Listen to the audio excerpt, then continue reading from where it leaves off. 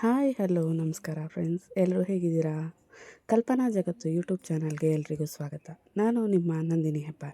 ಬಿಡಿಸಲಾಗದ ಬಂಧ ಅಧ್ಯಾಯ 16. ಕತೆ ಹೇಗಿದೆ ಕೇಳಿ.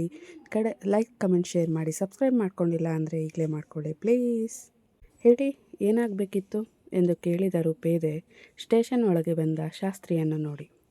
ಅದನ್ನು ನೀವೇ ಹೇಳಬೇಕು ಸರ್, ನನ್ನ ಹುಡುಕಿಕೊಂಡು ಮನೆವರೆಗೂ ಹೋಗಿದ್ರಂತೆ, ಏನು ವಿಷಯ ಎಂದು ಕೇಳಿದ ಶಾಸ್ತ್ರಿ. ನೀನೇನಾ ನರಸಿಂಹಶಾಸ್ತ್ರಿ ಅಂದರೆ ಎಂದು ಪ್ರಶ್ನೆ ಮಾಡಿದರು ಹೆಡ್ ಕಾನ್ಸ್ಟೇಬಲ್ ಒಬ್ಬರು.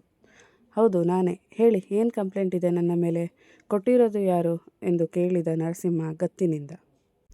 ನಿನ್ನ ಮೇಲೆ ಕಂಪ್ಲೇಂಟ್ ಇರೋದಕ್ಕೆ ಕರೆಸಿರೋದು, ಸುಮ್ಮನೆ ಕರೆಯೋಕ್ಕೆ ನಮಗೇನು ಮಾಡೋಕ್ಕೆ ಕೆಲಸ ಇಲ್ಲ ಅಂತ ಅಂದುಕೊಂಡ್ಯಾ ಹೇಗೆ ಎಂದು ಕೇಳುತ್ತಾ ಅಲ್ಲಿಗೆ ಬಂದಳು ಆರಿದ್ರ.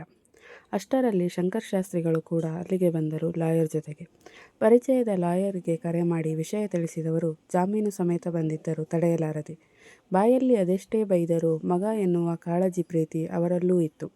ಏನು ರಿವೆಂಜ್ ತಗೊಳ್ತಿದ್ದೀರಾ ಮೇಡಮ್ ಎಂದು ಒತ್ತಿ ಕೇಳಿದ ಶಾಸ್ತ್ರಿ. ಅದೆಲ್ಲ ನಿನ್ನಂಥವರ ಕೆಲಸ.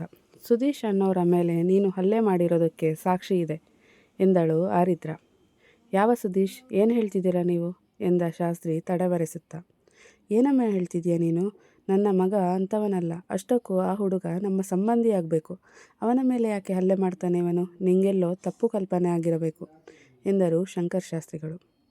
ಸರ್, ಮೊದಲನೇ ವಿಷಯ, ನಾನು ಇಲ್ಲಿ ACP, ಅದು ನಿಮ್ಮ ನೆನಪಲ್ಲಿರಲಿ. ಹಾಗೆ ಸಾಕ್ಷಿ ಇಲ್ಲದೆ ನಾನೇನು ಮಾಡೋಲ್ಲ. ಮೊನ್ನೆ ಸುಧೀಶ್ ಅನ್ನೋರಿಗೆ ಮೆಸೇಜ್ ಮಾಡಿ ಬೆದರಿಸಿದ್ದು ಇವರೇ. ಬೇನಾಮಿ ಹೆಸರಲ್ಲಿ ಸಿಮ್ ಏನೋ ತಗೊಂಡಿದ್ದಾರೆ, ಆದರೆ ಅದನ್ನು ಮನೆಯಿಂದ ಉಪಯೋಗಿಸಿದ್ದಾರೆ.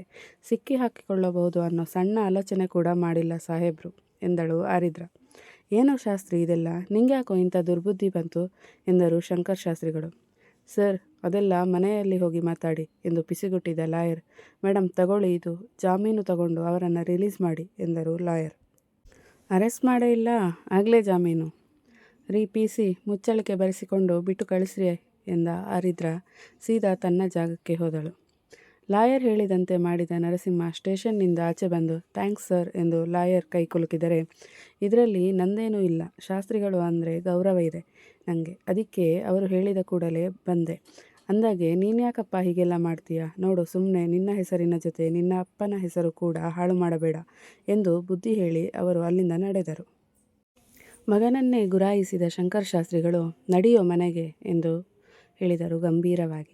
ತಂದೆಯ ಮಾತಿಗೆ ಸುಮ್ಮನೆ ಬೈಕ್ ಸ್ಟಾರ್ಟ್ ಮಾಡಿ ಅಪ್ಪನ ಮುಂದೆ ನಿಲ್ಲಿಸಿದರೆ ಹತ್ತಿ ಕುಳಿತರು ಶಂಕರ್ ಶಾಸ್ತ್ರಿಗಳು. ಮನೆಗೆ ಬಂದವರೇ ಬೈಕ್ ನಿಲ್ಲಿಸಿದ ಮಗನ ಕೈ ಹಿಡಿದು ದರದರನೆ ಮನೆಯೊಳಗೆ ಎಳೆದುಕೊಂಡು ಬಂದವರು ಕೆನ್ನೆಗೆ ಬೀಸಿ ಹೊಡೆದರೆ ಬಿದ್ದ ಪೆಟ್ಟಿನ ಸದ್ದಿಗೆ ಅನಸೂಯ ಮತ್ತು ನೈದಿಲೆ ಇಬ್ಬರು ಬೆಚ್ಚಿ ಬಿದ್ದಿದ್ದರು. ಅಪ್ಪಾಜಿ ರೀ ಎನ್ನುವ ಸ್ವರ ಒಟ್ಟಿಗೆ ಕೇಳಿತ್ತು. ಸುಮ್ಮನೆ ಇರಿ ನೀವು, ಮಾತಾಡಬೇಡಿ ಎಂದ ಶಂಕರ್ ಶಾಸ್ತ್ರಿಗಳು ಮತ್ತೆ ಮಗನಿಗೆ ಎರಡೇಟು ಹಾಕಿದರೆ ನೈದಿಲೆ ಮಧ್ಯೆ ಹೋಗಿ ತಡೆದವಳು, ಅಪ್ಪಾಜಿ ಏನಾಯಿತು ಅಂತ ಹೇಳಿ, ಹೀಗೆ ಸುಮ್ಮನೆ ಅವನಿಗೆ ಹೊಡಿತಾ ಇದ್ರೆ ಏನರ್ಥ ಎಂದು ಕೇಳಿದಳು ತುಸಿದನು ಏರಿಸಿ. ಅವನು ತಪ್ಪು ಮಾಡಿದ್ದಾನೆ ಅಂತ ಅರ್ಥ. ಇಂಥವನು ನನ್ನ ಮಗ ಅನ್ನೋಕೆ ನಾಚಿಕೆ ಆಗುತ್ತೆ ನನಗೆ. ಮೊದಲೇ ಇವನು ಹೀಗೆ ಆಗ್ತಾನೆ ಅಂತ ಗೊತ್ತಿದ್ರೆ ಭೂಮಿ ಮೇಲೆ ಬರೋಕ್ಕೆ ಕೂಡ ಅವಕಾಶ ಕೊಡ್ತಿರ್ಲಿಲ್ಲ ನಾನು ಎಂದು ಜೋರಾಗಿ ಹೇಳಿದರು ಶಂಕರ್ ಶಾಸ್ತ್ರಿಗಳು ಸಿಟ್ಟಿನಿಂದ. ಅಪ್ಪಾಜಿ, ತಪ್ಪು ಮಾಡಿದ್ದೀನಿ ಅಂತೇಳಿ ಒಪ್ಪಿಕೊಳ್ತೀನಿ, ಆದರೆ ನಿಮಗೆ ನಾಚಿಕೆ ಆಗೋ ಅಂಥ ಯಾವ ಕೆಲಸ ಕೂಡ ಮಾಡಿಲ್ಲ ನಾನು ಎಂದ ಶಾಸ್ತ್ರಿ ಕೂಡ ಗಂಭೀರವಾಗಿ. ಹಾಗಾದರೆ ಈಗ ಮಾಡಿರೋ ಕೆಲಸ ನನಗೆ ಗೌರವ ತರುವಂಥದ್ದಾ ಎಂದು ರೇಗಿದರು ಶಂಕರ್ ಶಾಸ್ತ್ರಿಗಳು.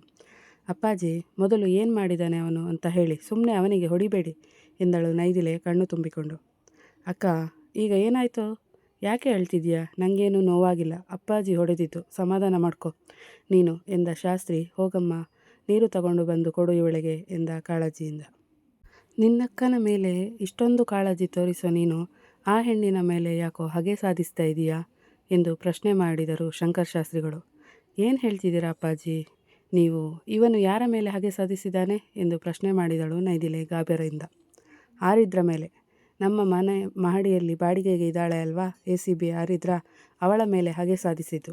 ಅವಳ ಮೇಲಿನ ಕೋಪಕ್ಕೆ ಆ ಸುಧೀಶ್ಗೆ ಮೆಸೇಜ್ ಮಾಡಿ ಮದುವೆ ಆಗಬೇಡ ಅಂತ ಬೆದರಿಕೆ ಹಾಕಿದ್ದು ಇವನೇ, ಸಾಲದು ಅಂತ ಅವನಿಗೆ ಹೊಡೆದಿದ್ದು ಕೂಡ ಇವನೇ ಎಂದರು ಶಾಸ್ತ್ರಿಗಳು.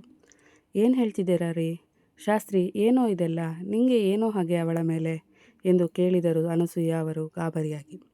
ಇನ್ನೇನಕ್ಕೆ ಏನೋ ಮಾಡಬಾರದು ಮಾಡಿದ್ದಾನೆ, ಅವಳು ಬೈದಿರ್ತಾಳೆ, ಅದೇ ಕೋಪ, ಎಷ್ಟೇ ಆಗಲಿ ರೌಡಿ ಅಲ್ವಾ ಎಂದರು ಶಂಕರ್ ಶಾಸ್ತ್ರಿಗಳು. ಹೌದೇನು ಶಾಸ್ತ್ರಿ, ಏನೋ ಕಂದ ಇದೆಲ್ಲ, ಯಾಕೋ ಹೀಗೆ ಮಾಡಿದ್ಯಾ, ಸುಮ್ಮನೆ ಕ್ಷಮೆ ಕೇಳಿಬಿಡು ಮಗನೇ ಎಂದರು ಅನಸೂಯ ಅವರು ಮಗನ ಬಳಿಗೆ ಬಂದು ಅವನ ಕೆನ್ನೆ ಸವರಿ. ಅಮ್ಮ, ನಾನೇನು ತಪ್ಪು ಮಾಡಿಲ್ಲ, ಕ್ಷಮೆ ಕೇಳೋದೂ ಇಲ್ಲ ಎಂದ ಶಾಸ್ತ್ರಿ ಜೋರಾಗಿ. ಶಾಸ್ತ್ರಿ, ಈಗ ಆಗಿರೋದು ಸಾಲದಾ, ಅವಳು ಪೊಲೀಸ್ ಕಣೋ, ಆಮೇಲೆ ಏನಾದರೂ ಹೆಚ್ಚು ಕಡಿಮೆ ಆದರೆ ಏನು ಮಾಡೋದು, ಅಷ್ಟಕ್ಕೂ ನಿಂಗ್ಯಾಕೆ ಅವಳ ಮೇಲೆ ಅಷ್ಟೊಂದು ದ್ವೇಷ, ಅದು ಅವಳ ಮದುವೆ ನಿಲ್ಲಿಸೋ ಅಷ್ಟು ಎಂದು ಕೇಳಿದಳು ನೈದಿಲೆ. ದ್ವೇಷನಾ, ಯಾರು ಹೇಳಿದ್ದು ದ್ವೇಷ ಅಂತೇಳಿ ನಿಮಗೆ ಎಂದು ಕೇಳಿದ ಶಾಸ್ತ್ರಿ ನಗುತ್ತಾ.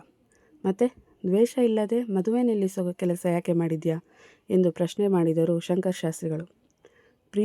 ಪ್ರೀತಿಯಿಂದ ಅಪ್ಪಾಜಿ, ನಾನು ಪ್ರಾಣಕ್ಕಿಂತ ಹೆಚ್ಚಾಗಿ ಪ್ರೀತಿ ಮಾಡಿ ಮದುವೆ ಆಗಿರೋ ಹುಡುಗಿಯನ್ನು ಮತ್ತೊಬ್ಬ ಮದುವೆ ಆಗ್ತೀನಿ ಅಂದರೆ ಯಾವ ಗಂಡ ಆದರೂ ನಾನು ಮಾಡಿದ್ದನ್ನೇ ಮಾಡೋದು ಎಂದ ಶಾಸ್ತ್ರಿ ಮೊಗದಲ್ಲಿ ಚಂದದ ನಗುವಿತ್ತು. ಮುಂದೆ ಕತೆ ಇಷ್ಟ ಆಯಿತು ಅಂದರೆ ಸಬ್ಸ್ಕ್ರೈಬ್ ಮಾಡ್ಕೊಳ್ಳಿ. ಮುಂದಿನ ಕತೆ ಆದಷ್ಟು ಬೇಗ.